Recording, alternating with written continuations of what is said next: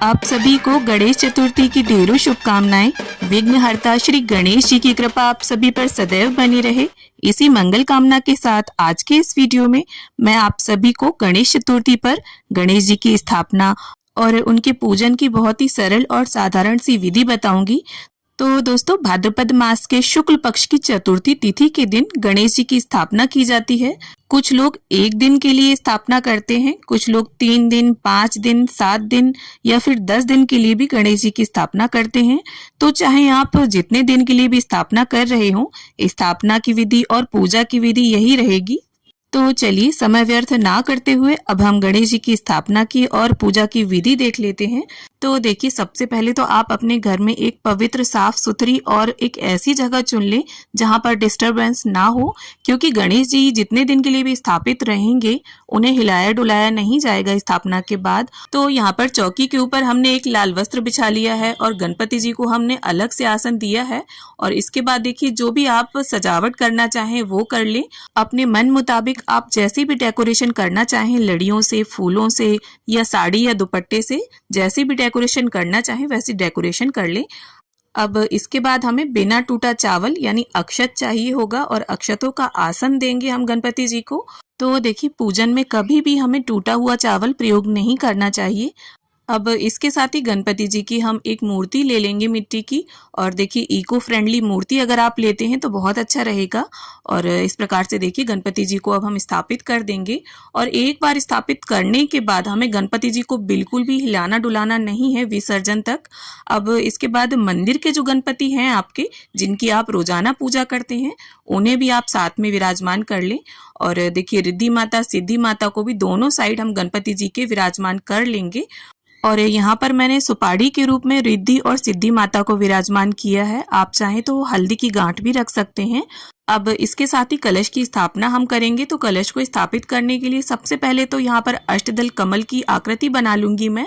इस प्रकार से देखिए, चावल से आपको 9 ढेरियां बना लेनी है और बहुत ही आसान होता है। और अगर आप अष्टदल कमल ना बनाना चाहें तो सिंपल थोड़े से ऐसे चावल डालकर भी कलश को स्थापित कर सकते हैं।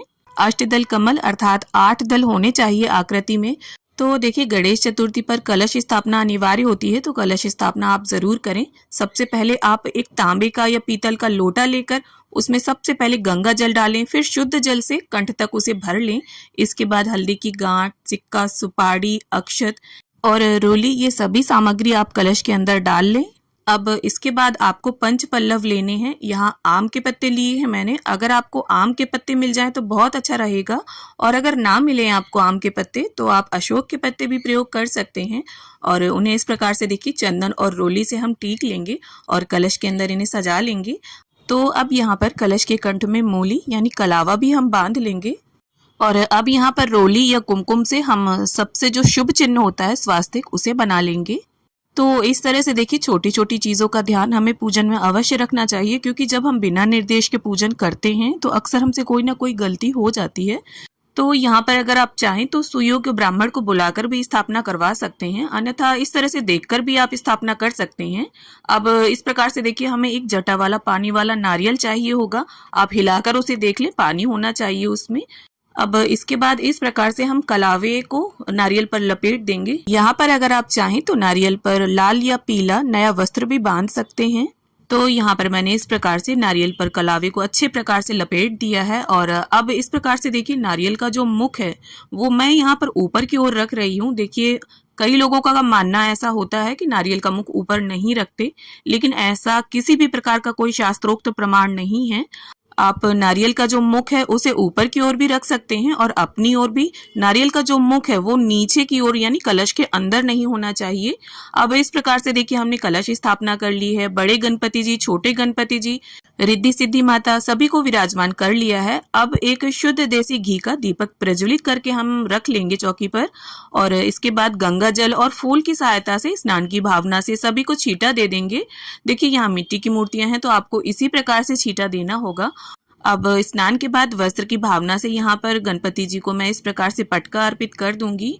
और रिद्धि सिद्धि माता को, छोटे गणपति को, सभी को हम वस्त्र की भावना से कलावा अर्पित कर देंगे।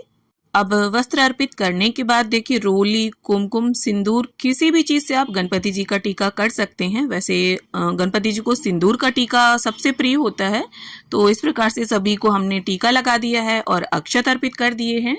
तो देखिए गणपति जी को सिंदूर अर्पित करने से मनुष्य के जीवन में भाग्योदय होता है। और देखिए स्थापना और पूजा करते समय आप मन में गणपति बप्पा मोरया, गणपति बप्पा मोरया या फिर गणपति जी का जो भी मंत्र आता हो आपको उसका जप करते रहिए, जो भी आपको सरल लगे। तो यहाँ पर देखिए गणपति जी को हमने जनेऊ अर्पित कर दिया है, सभी को इत्र अर्पित कर देंगे। और ये जो जनेऊ है ये स्थापना वाले दिन ही आपको अर्पित करना है, डेली इसे अर्पित नहीं करना है। अब इसके साथ ही देखिए गणपति जी को गुड़हल का फूल बहुत ही ज़्यादा प्रिय है, तो अगर आपको गुड़हल के फूल मिल जाते हैं तो बहुत अच्छा रहेगा। ना मिले तो जो भी लाल फूल हो आप वो गणपति जी को अर्पित करें। और इसके साथ ही गणपति जी के पूजन में दूब घास का बहुत अधिक महत्व है, तो यहाँ दूब घास के 21-21 तार के मैंने पुंज बना लिए हैं। कलावे की मदद से उन्हें अच्छे प्रकार से आप बांध लें और इन्हें अर्पित करें। और देखिए दूब घास आप किसी भी पार्क से लेकर आ जाएं, दूब घास जो होती है वो बासी नहीं मानी जाती है, आप धुलकर दोबारा उसे चढ़ा सकते हैं। अब इसके साथ ही रिद्धि सिद्धि माता, कलश देव, दीप देव सभी को हम पुष्प अर्पित कर देंगे। तो इसके साथ ही यहाँ पर देखिए गुड़ नारियल का भोग हमें गणपति जी को अर्पित करना है। इस प्रकार से देखिए जो गोला होता है उसे आप आधा कट कर लें और उसके अंदर गुड़ रख के और गणपति जी के समीप ही रख दें, और ये जितने दिन भी गणपति जी स्थापित रहेंगे उनके समीप रखा रहेगा। अब इसके बाद देखिए गणपति जी का प्रिय भोग मोदक यहाँ पर मैं अर्पित कर दूंगी। तो जो मोदक होते हैं उसमें गुड़, ताजा कसा हुआ नारियल, सूखे मेवे की स्टफिंग भरी जाती है और इसका जो बाहरी आवरण है यानी ऊपर की जो लेयर है उसे चावल, गेहूं या चने के आटे से बनाकर इसे भाप में पकाया जाता है और ये गणेश जी को बहुत अधिक प्रिय है। अब इसके साथ ही गणपति जी के प्रिय केले का भोग मैं अर्पित कर दूंगी और साथ में जो भी और फल हो उसे भी आप अर्पित करें। अब साथ में हम गणपति जी को पंचमेवे का भोग अर्पित कर देंगे। देखिए सभी भोग बहुत ही प्रेम पूर्वक आप बप्पा को अर्पित करें। और देखिए जरूरी नहीं है जितने भोग मैंने दिखाए उतने आप भी अर्पित करें, आपके पास जो हो आप उसे प्रेम पूर्वक बप्पा को अर्पित कर सकते हैं। अब इसके साथ ही देखिए हमने 1 लोटा जल भर कर रख लिया है चौकी पर और हाथ में थोड़े से पुष्प लेकर अब हम गणेश चतुर्थी व्रत की कथा सुन लेंगे या पढ़ लेंगे। देखिए अगर आप गणेश चतुर्थी का व्रत रहते हैं तो कथा को पढ़ना या सुनना अनिवार्य होता है। और कथा संपन्न करने के बाद हाथ के पुष्प या अक्षत गणपति जी के समक्ष छोड़ दें और थोड़े से पुष्प आप लोटे में डालकर इसे सूर्य देव को अर्घ दे दें। अब इसके बाद देखिए धूप से, दीप से हम प्रेम पूर्वक गणपति जी की, कलश देव की, रिद्धि सिद्धि माता की सभी की आरती उतार लेंगे।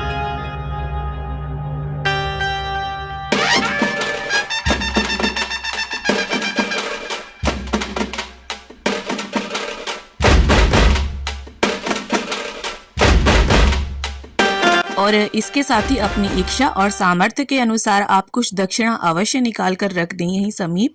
और ये दक्षिणा या तो आप स्थापना वाले दिन रख सकते हैं या आप जिस दिन विसर्जन करें उस दिन भी इसे अर्पित कर सकते हैं।